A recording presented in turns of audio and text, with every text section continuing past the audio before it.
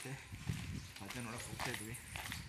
Actually ಕಾತ್ರೆ ಅಂತಿದ್ವಿ, but ಅಲ್ಲಿ traffic 7 ಗಂಟೆ bus ಅಂತ ಹೇಳಿ ಬಂದರೆ ಬಸ್ ವೆಯ್ಟ್ ಮಾಡಿ ಸುಸ್ತಾಯಿತು. 7:30ಗೆ ಬಸ್ ಬಂತು, ಫ್ರೀಯಾಗಿತ್ತು ಬಸ್ಸು, ಹೊರಟಿದ್ವಿ. ಆಲ್ಮೋಸ್ಟ್ ನಾವೀಗ ಮೈಸೂರು ತಲುಪಿದ್ವಿ. ಹೊಟ್ಟೆ ಅಷ್ಕೊಂಡು ಸುಸ್ತಾಯಿತು. ದೋಸೆ ತಪ್ಪಿಟ್ಟಿದ್ದೆ ಫ್ರೆಂಡ್ಸ್, ಬಂದಿಲ್ಲ. ನೀನು ತಿಂಡಿ ಮಾಡ್ದ ಅದಕ್ಕೆ ಅಂತಾರೆ ಗೊತ್ತಿದೆ. ನೀವು ಬರೀ ನೆಡ್ಸೋದ್ರಲ್ಲೇ ಇರ್ತೀರ ಅಲ್ಲ. ಮೈಸೂರಿಗೆ ಬಂದು ತಲುಪಿದ ತಕ್ಷಣ ನನ್ನ ಮಗಳು ಜೋಳ ಬೇಕು ಅಂತ ಹೇಳಿದ್ವಿ. ಜೋಳ ಎಲ್ಲ ತಿನ್ಕೊಂಡು ಫ್ಲವರ್ ಗಾರ್ಡನ್ಗೆ ಹೋದ್ವಿ.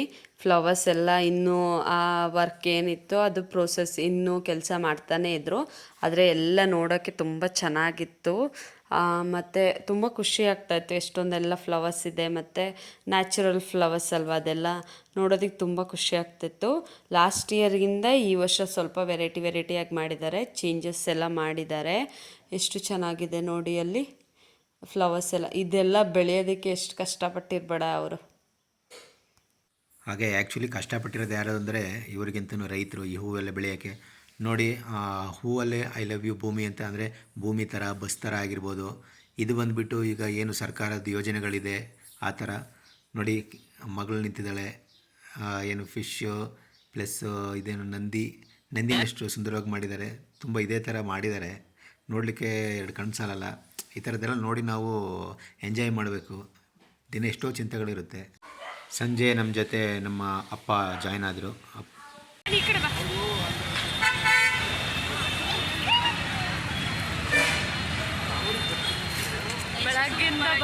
ಬೆಳಗ್ಗೆಯಿಂದ ಹೆಂಗಾಗಿದೆ ನಮ್ಮ ಮುಖ ಎಲ್ಲ ನೋಡಿ, ಫ್ರೆಶ್ ಆಗಿದೆ.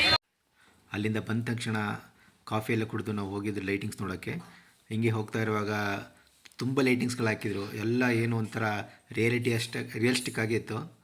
ಹಾಗೆ ನಾವು ಅರಮನೆಯೊಳಗೆ ಹೋಗ್ತಾ ಇದ್ವಿ. ನೋಡಿ ಅರಮನೆ ಹೇಗಿದೆ ಅಂತ ಹೇಳ್ಬಿಟ್ಟು.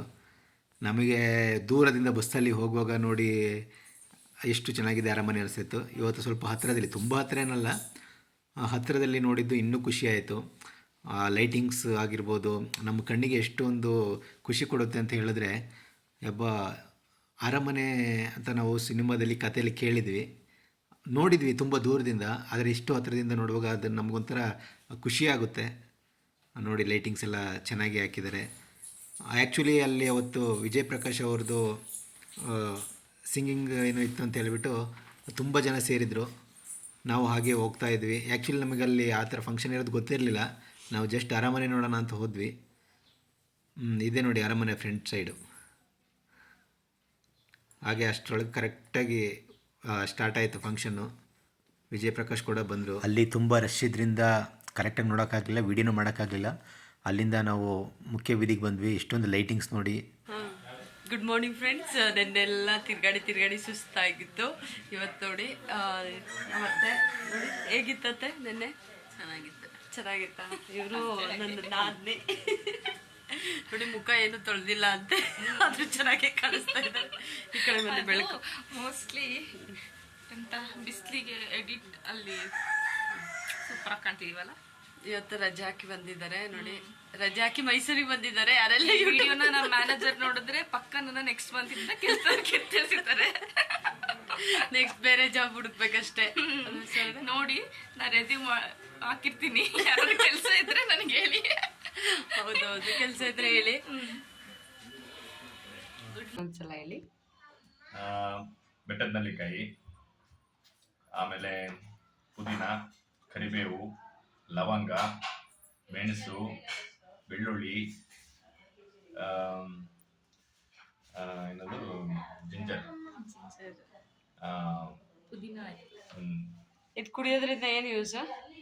ಇದು antioxidant, anti inflammatory facilities ಇದೆ ಇದರಲ್ಲಿ. ಆಮೇಲೆ ಕಣ್ಗೊಳ್ಳೆಯದು, ಡೈಜೆಸ್ಟಿವ್ ಸಿಸ್ಟಮನ್ನು ಚೆನ್ನಾಗಿ ಸ್ಟಿಮ್ಯುಲೇಟ್ ಮಾಡುತ್ತೆ.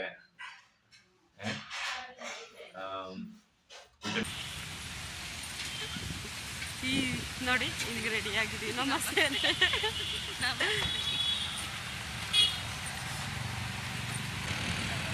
ಅಲ್ಲಿ ಸ್ಟೇ ಆಗಿದೆ ಕುಕ್ರಳ್ಳಿ ಕೆರೆಯಲ್ಲಿ. ಕುಕ್ರಳ್ಳಿ ಕೆರೆ ಅಂದರೆ ಕೆರೆಯಲ್ಲ, ಊರ ಹೆಸರು ಬಂದ್ಬಿಟ್ಟು ಕುಕ್ಕರಳ್ಳಿ ಅಂತ ಹೇಳ್ಬಿಟ್ಟು ಅಲ್ಲಿ ತುಂಬ ಜನ ವಾಕಿಂಗ್ ಎಲ್ಲ ಹೋಗ್ತಾರೆ. ಆ ಕೆರೆ ಇದೆ, ಹಾಗಾಗಿ ಕುಕ್ಕರಳ್ಳಿ ಕೆರೆ ಅಂತೇಳಿ ಕರೀತಾರೆ.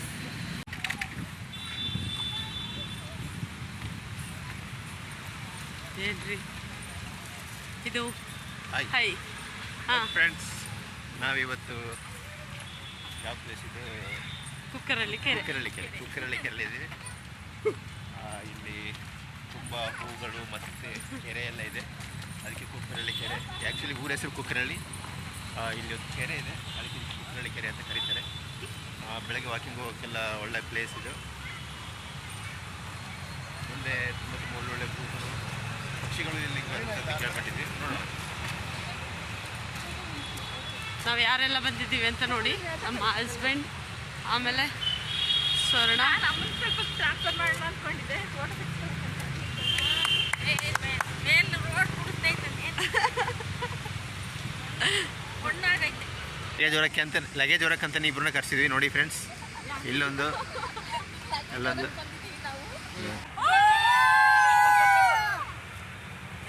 ಪೂಜೆ ನೋಡಿ ಈ ರೀತಿಯಾಗಿ ರೆಡಿಯಾಗಿದ್ದೀನಿ ನೋಡಿ. ಸಿಂಪಲ್ಲಾಗಿ ಈ ರೀತಿಯಾಗಿ ದೇವರಿಗೆ ಪೂಜೆ ಮಾಡಿ, ಇನ್ನೇನು ನನ್ನ ಹಸ್ಬೆಂಡ್ ಗಾಡಿ ತೊಳೆಯೋಕೆ ಹೋಗಿದ್ದಾರೆ. ನಾನು ಸೀರೆ ಹಾಕ್ಕೊಂಡು ರೆಡಿಯಾಗಿದ್ದೀನಿ. ಯಾವ ಥರ ರಿಯಾಕ್ಷನ್ ಕೊಡ್ತಾರೆ ಅಂತ ನೋಡೋಣ.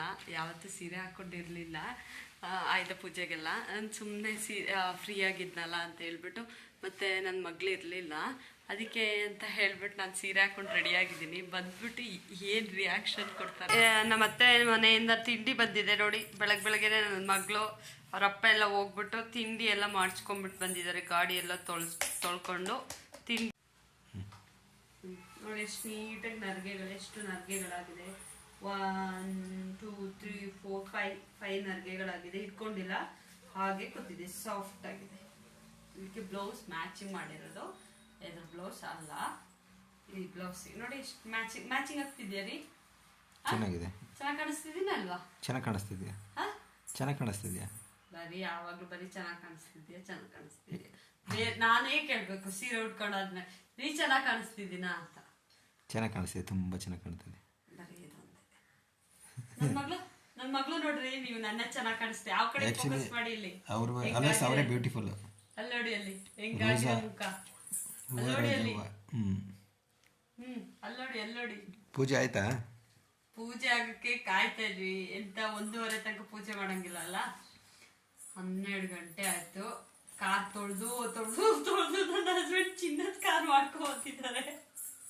ಅದಕ್ಕೆ ಇವಾಗ ಪೂಜೆ 1 ಗಂಟೆಯಿಂದ ಸ್ಟಾರ್ಟ್ ಮಾಡ್ತೀವಿ. 1:30ಗೆ ರಾಹುಕಾಲ ಮುಗ್ದೋಗುತ್ತೆ. ಅಷ್ಟೊಳಗೆ ರೆಡಿ ಮಾಡ್ಕೊಳ್ತೀವಿ. ಪೂಜೆ ಚಕ ಚಕ ಚಕ ಅಂತ ಹೇಳಿ ಪೂಜೆ ಮಾಡ್ತೀವಿ. ಹೊಟ್ಟೆ ಬೇರೆ ತುಂಬಾ ಹಸಿವಾಗ್ತಾ ಇದೆ. ತಿಂಡಿನೂ ಮಾಡಿಲ್ಲ, ಊಟ ಟೈಮ್ ಆಯ್ತು. ಊಟಕ್ಕೂ ಹೊಟ್ಟೆ ಅಷ್ಟು ಆಗ್ತಿದೆ. ಅದು ಕಂಟಿನ್ಯೂ ಮಾಡ್ತೀನಿ ಪೂಜೆ ಹೆಂಗ್ ಮಾಡ್ತೀವಿ ಅಂತ ಹೇಳಿ. ರೆಡಿಯಾಗಿರೋದು ಚೆನ್ನಾಗಿದ್ಯಾ ಅಂತ ಹೇಳಿ ಕಮೆಂಟ್ ಮಾಡಿ ಆಯ್ತಾ. ನನ್ನ ಹಸ್ಬೆಂಡ್ ಅಂತೂ ಹೇಳಲ್ಲ ಚೆನ್ನಾಗಿದ್ದಾರೆ ಅಂತ. ಅಟ್ಲೀಸ್ಟ್ ನೀವಾದ್ರೂ ಹೇಳಿ ಆಯ್ತಾ. ನೋಡಿ ಎಷ್ಟು ನೀಟಾಗಿ ರೆಡಿಯಾಗಿದ್ದೀನಿ.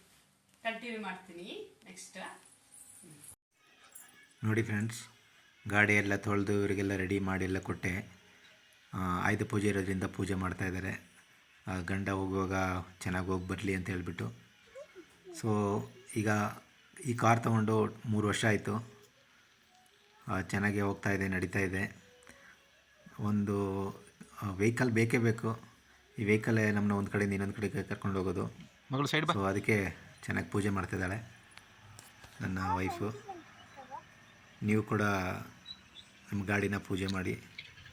ಹಾಗೆ ಈ ವಿಡಿಯೋ ನೋಡ್ತಿದ್ರೆ ಸಬ್ಸ್ಕ್ರೈಬ್ ಮಾಡಿ, ಶೇರ್ ಮಾಡಿ, ಕಮೆಂಟ್ ಮಾಡಿ. Thank you. ಒಳ್ಳೇದಾಗಲಿ ಅಪ್ಪನಿಗೆ.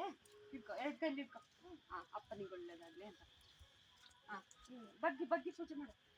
ಹಾಂ ಹಾಂ, ನಿನ್ನ ಕಾರಿಗೆ. ಹಾಂ, ಕೊನೆಯದಾಗಿ ಸೇಫ್ ಡ್ರೈವ್ ಆಗಿರಿ. Thank you for watching. Bye.